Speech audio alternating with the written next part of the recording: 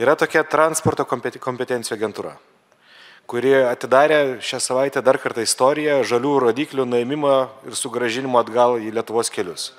Turėjom istoriją turbūt prieš kokius 4-5 metus, kai nuimta buvo sugrąžinta, šiuo metu pradžioje vėl eilėje savivaldybių miestų vėl buvo liepta nuimti žalias rodiklės, kurias iš esmės padeda eismui judėti.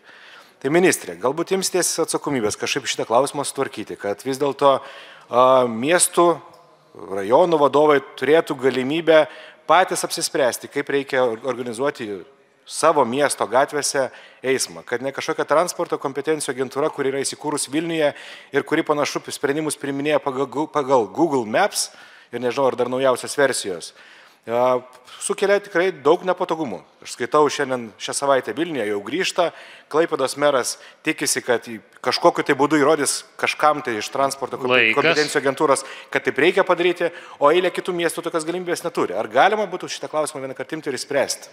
Tai ačiū už klausimą. Man atrodo, kai yra susėdama vietoje, bet tikrai ne pagal Google Maps žiūrint, tai tikrai tie sprendimai randami kiekviename mieste. Aš papildomai tikrai pasižiūrėsiu į šį klausimą, kodėl ypač pastaruoju metu viešojoje erdvėje jisai aktualizavosi, nors atrodytų jau seniai turėjo būti išspręstas ir tie sprendimai vienokie ar kitokie rasti.